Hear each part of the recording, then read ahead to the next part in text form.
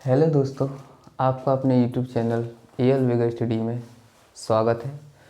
पिछली क्लास में हमने संख्याओं के वर्गीकरण के बारे में समझा था, जिसमें हमने तुम्हें प्राकृतिक संख्या, पूर्ण संख्या और अभाज्य संख्या तक हमने तुम्हें बता दिया था कि ये संख्या कौन कौन सी होती हैं। इससे आगे का सफ़र तय करते हैं और चलते हैं कि संख्याओं के वर्गीकरण में और आगे हमें क्या सीखना है। तो सबसे पहले सीखेंगे कि परिमेय संख्या की पहचान कैसे करेंगे, कैसे पता करेंगे परिमेय संख्या कौन सी होती हैं और कौन सी नहीं होती हैं। तो आज पूरी डिटेल से इस बारे में चर्चा करेंगे और यहाँ सीखेंगे कि परिमेय संख्याएं क्या होती हैं।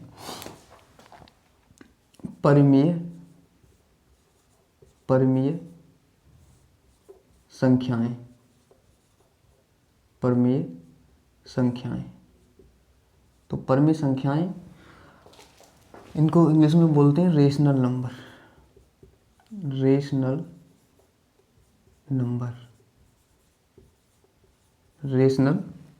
नंबर। परिमेय संख्याओं को पहचानने के 3 नियम होते हैं। उन 3 नियमों के आधार पर हम पहचानेंगे परिमेय संख्या है या नहीं है। सबसे पहला नियम है नंबर 1, संख्या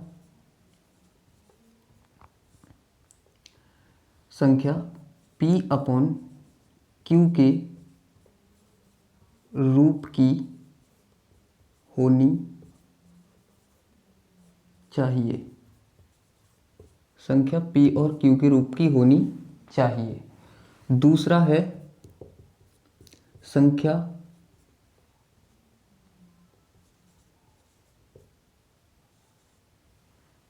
संख्या के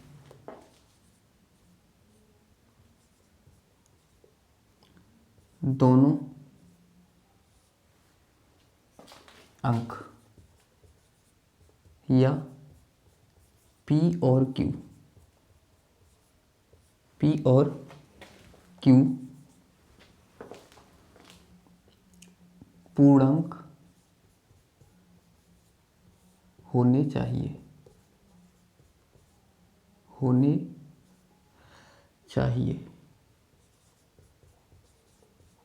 तीसरा है इसका, तीसरे में होता है कि Q बराबर 0 नहीं होना चाहिए।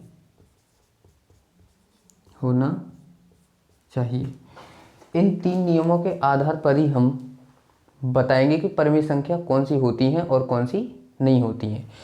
इन 3 नियमों से ही पता कर लेंगे संख्या परिमेय है या नहीं है। देखो, जैसे एग्जाम्पल लेते हैं, इसके उदाहरण लेते हैं और उदाहरण में हम सबसे पहले उदाहरण ले लेते हैं number A, 3/7 B -5/11 C -7/-13 D 0/5 E 5/0। अब हम समझेंगे कि ये परिमेय है या नहीं, यस और नो। तो सबसे पहले हम इन 3 नियमों पर फोकस करेंगे कि सबसे पहला नियम क्या कहता है। तो सबसे पहला वाला जो नियम है वो ये कहता है कि संख्या P अपॉन Q के रूप में होनी चाहिए। तो पहले नियम को फॉलो करके देखें तो P/Q के रूप में ये है, तो यानी कि पहली बात बिल्कुल सत्य हो रही है। दूसरा देखेंगे, संख्या के दोनों अंक P और Q पूर्णांक होने चाहिए। 3 भी पूर्णांक है और 7 भी पूर्णांक है, इसीलिए 3 और 7 पूर्णांक है। इसका मतलब दूसरा नियम फॉलो हो रहा है। Q बराबर 0 नहीं होना चाहिए। Q बराबर 0 नहीं है। इस सवाल में कितना है? 7 है। तीनों के तीनों नियम फॉलो हो रहे हैं इस संख्या पर। इसका मतलब ये परिमेय है। आगे समझते हैं ऐसे ही। संख्या पहला नियम p बटे q के रूप में है, तो संख्या p बटे q के रूप में है। दूसरा नियम p और q दोनों पूर्णांक होने चाहिए, तो -5 और 11 पूर्णांक हैं, क्योंकि पूर्णांक प्लस के भी होते हैं और पूर्णांक माइनस के भी होते हैं, इसलिए -5 भी पूर्णांक है और 11 भी पूर्णांक है। दूसरा नियम फॉलो हो रहा है। तीसरे में देखें q बराबर 0 नहीं है, इसका मतलब यहाँ q बराबर 0 नहीं है, यहाँ तो कितना है 11। तीनों के तीनों नियम फॉलो, इसका मतलब ये परिमेय संख्या है।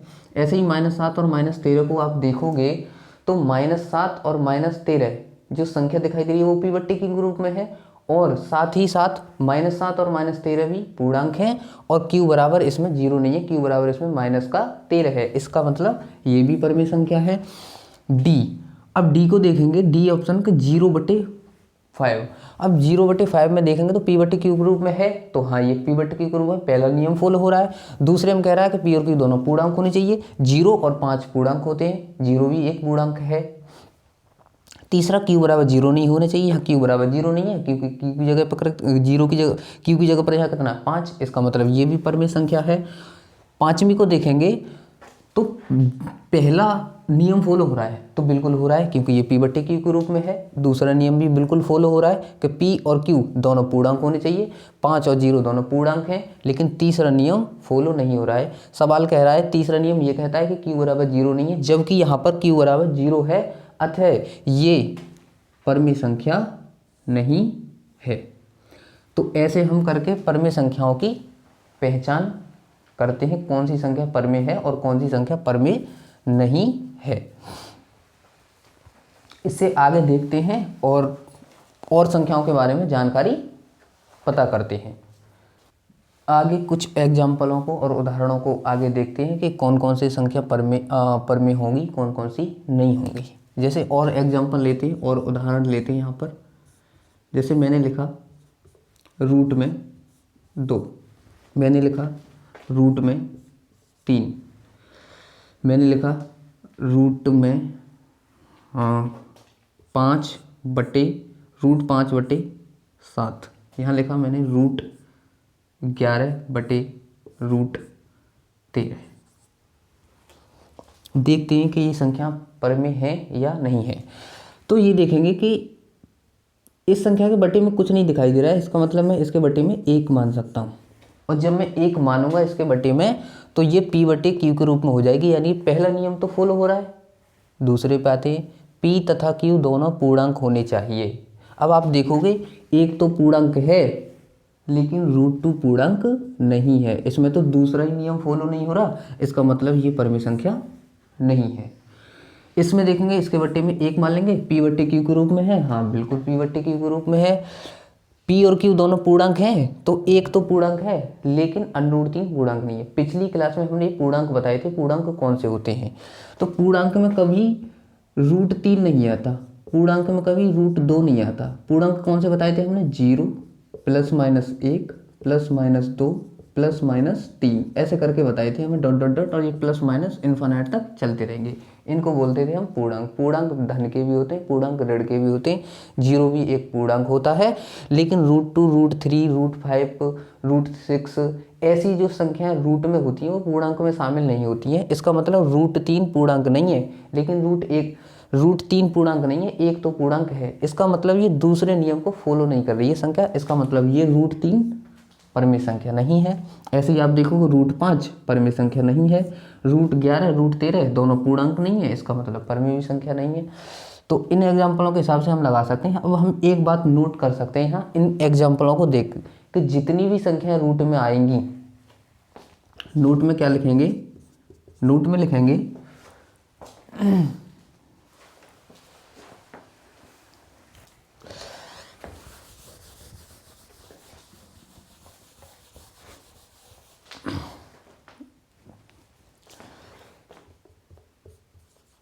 जितनी भी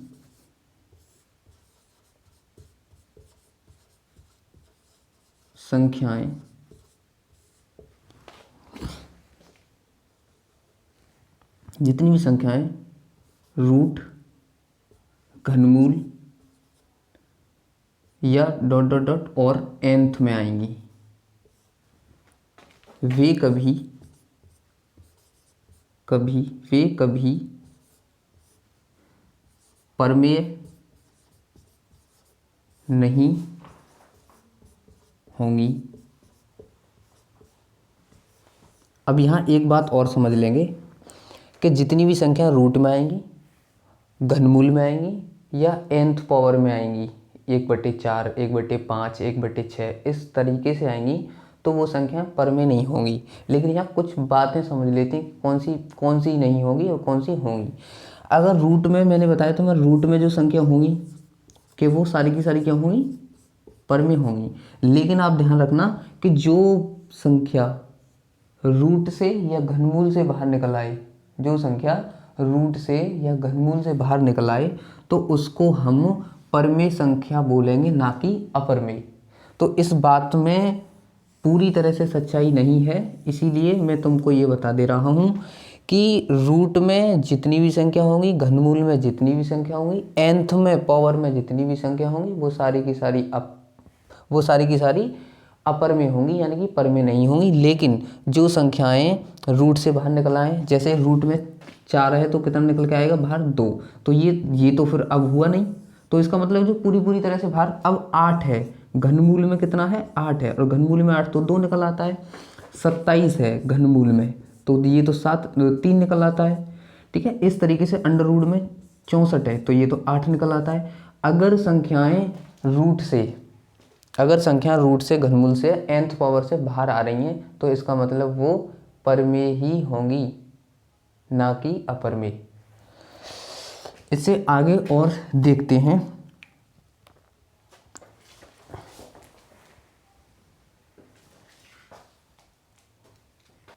अपरमेय संख्याओं के बारे में और कुछ एग्जाम्पल और कुछ उनके उदाहरण समझते हैं और पता करते हैं कि किन किन संख्याओं को और हम परमेय और अपरमेय के रूप में कह सकते हैं।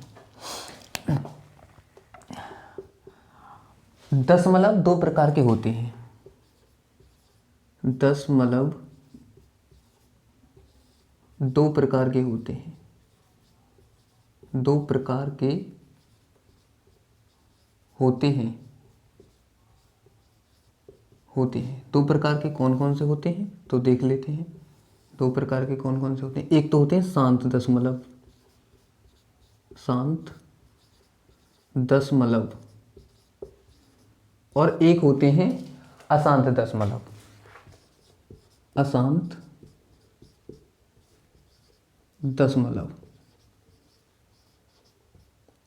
एक होते हैं शांत दशमलव, एक होते हैं अशांत दशमलव।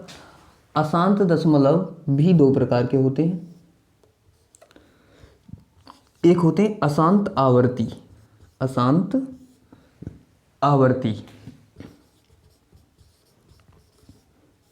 और दूसरे होते हैं अशांत अनावर्ती।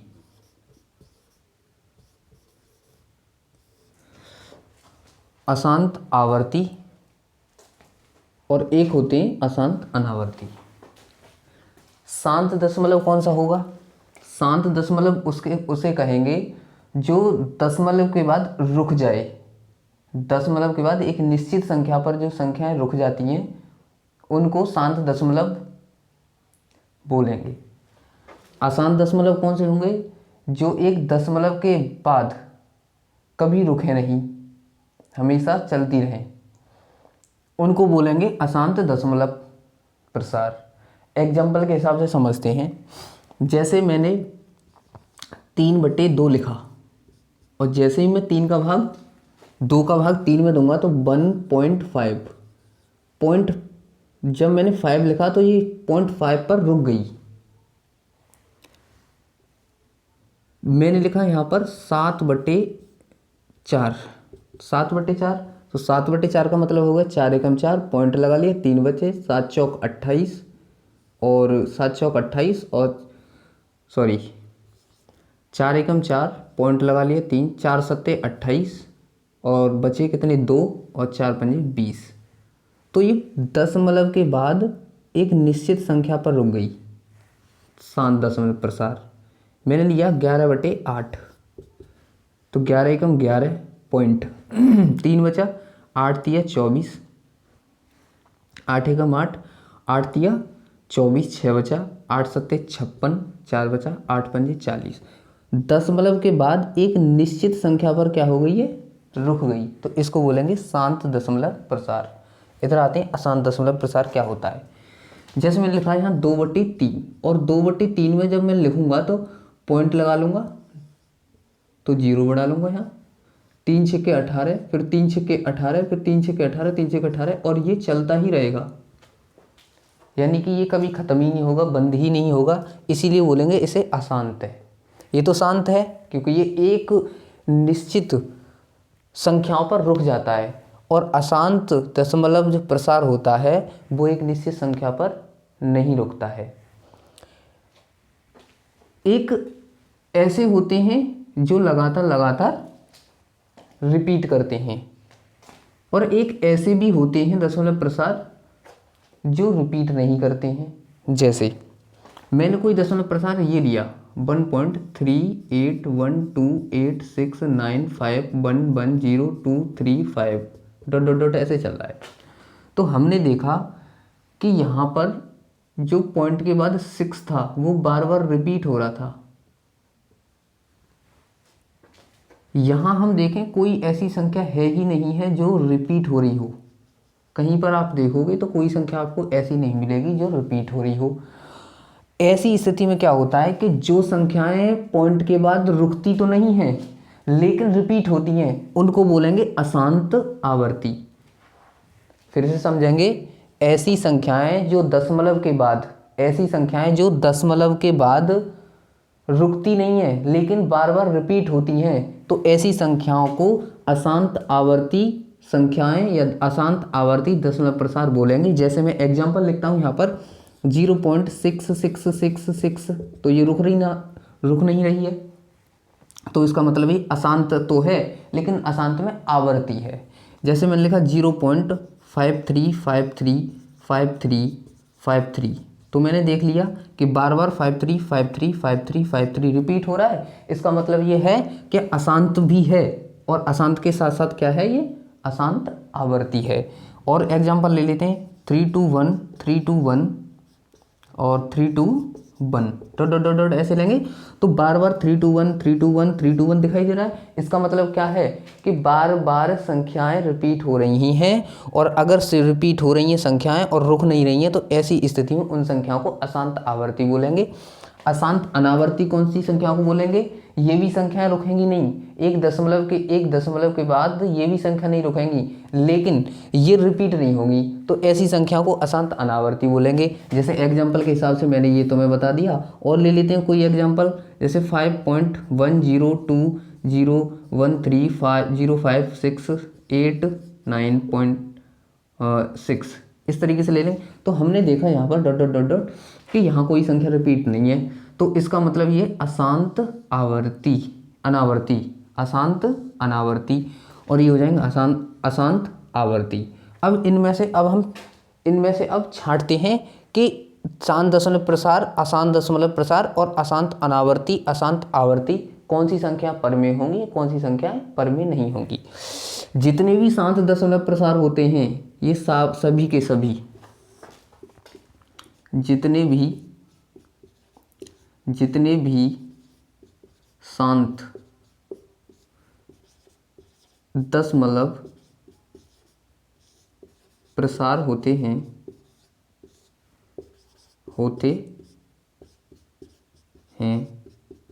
वे सभी परमेय होते हैं, वे सभी परमेय होते हैं। जितनी भी शांत दशमलव संख्या होंगी या शांत दशमलव प्रसार होंगे सारे के सारे परमेय होंगे। जितनी भी अशांत आवर्ती संख्या होंगी वो सारी की सारी क्या होंगी, परमेय होंगी। जितने भी अशांत अनावर्ती संख्या होंगी ये परमेय नहीं होती है, ये परमेय नहीं होती हैं। आपको ध्यान रखना है कि ये संख्या परमेय नहीं होती है। शांत दशमलव प्रसार परमेय होंगे, अशांत आवर्ती परमेय होंगे, अशांत अनावर्ती परमेय संख्या नहीं होंगी। आगे समझते हैं कौन कौन सी संख्याएं कैसे कैसे। आइए दोस्तों समझते हैं कि पाई परमेय क्यों नहीं है, पाई अपरमेय ही क्यों है, इसके बारे में आज समझते हैं। पाई परमेय क्यों नहीं है, पाई परमेय क्यों नहीं है। पाई एक अपरमेय संख्या है, तो आज ये समझेंगे कि पाई एक अपरमेय संख्या है तो परमेय क्यों नहीं है। तो इसके पीछे एक कारण है कि पाई का जो मान होता है वो 22/7 सुविधा के लिए सुविधाजनक मान लिया जाता है, लेकिन पाई का मान 22/7 होता नहीं है। पाई का जो मान होता है वो 3.14159 dot dot dot dot dot dot करके ऐसे होता है, और ये कभी कभी रिपीट नहीं होता है, रिपीट नहीं होता है। अभी हमने तुम्हें बताया था कि दशमलव प्रसार दो तरीके के होते हैं, एक शांत और एक अशांत। अशांत में भी दो तरीके के होते हैं, अशांत आवर्ती और एक अशांत अनावर्ती। अशांत आवर्ती तो परमेय संख्या होती हैं, लेकिन अशांत अनावर्ती परमेय संख्या नहीं होती हैं, वो अपरमेय होती हैं। क्योंकि यहाँ पाई जो है इसका दशमलव प्रसार, इसका दशमलव प्रसार कैसा है, अशांत अनावर्ती, अशांत अनावर्ती। और जितनी भी संख्या अशांत अनावर्ती के अंतर्गत आएंगी सारी की सारी क्या कहलाएंगी, अपरमेय, अपरमेय कहलाएंगी। क्या यानी कि जो संख्या परमेय नहीं होती हैं वो संख्याएं अपरमेय होती हैं। अतः पाई एक अपरमेय संख्या है ना कि परमेय, ना कि परमेय। तो आज आपको दोस्तों समझ में आ गया होगा कि पाई परमेय संख्या क्यों नहीं है, पाई अपरमेय ही क्यों है। अपरमेय संख्याओं के बारे में आप समझोगे कि जो संख्याएं परमेय नहीं होंगी, क्योंकि मैं परमेय पहचानने का नियम तुम्हें बता चुका हूँ, तो आप परमेय पहचान लोगे 3 नियमों से, पहला, दूसरा और तीसरे से। अगर वो संख्या परमेय नहीं है तो वो संख्या अपरमेय में कहलाई जाएगी, वो संख्या किस में आ जाएगी, अपरमेय में। लास्ट संख्या बचती है आपकी वास्तविक संख्याएं। कौन सी संख्याएं, वास्तविक संख्याएं। वास्तविक संख्या क्या होगी, सारी की संख्याएं जो होंगी वो वास्तविक संख्याएं कहलाएंगी। जैसे आप इसमें मैं ले लूं प्राकृतिक संख्याएं,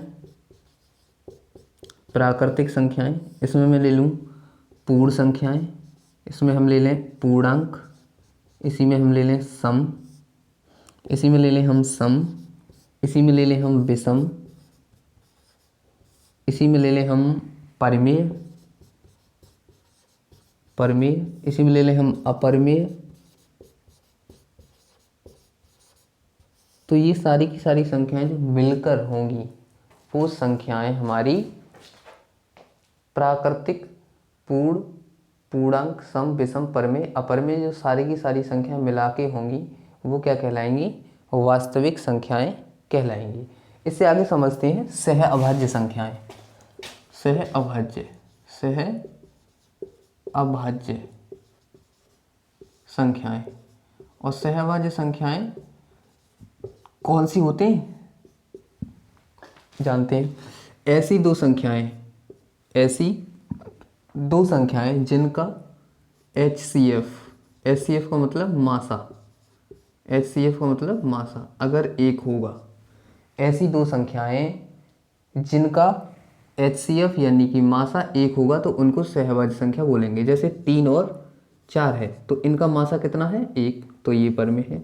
मैंने लिखा 2 और 6 तो इनका HCF कितना है, 2 है, इसका मतलब ये सहभाज्य संख्या नहीं है। मैंने लिखा 3 और 7, इनका HCF कितना है, तो इनका HCF हम कहेंगे 1 है, तो हम कहेंगे कि ये सहभाज्य संख्या है। मैंने लिखा 12 और 15, तो क्या 12 और 15 सहभाज्य हैं या नहीं है? तो देख लेंगे HCF कितना है इनका, 3, तो इसका मतलब ये सहभाज्य संख्या नहीं है।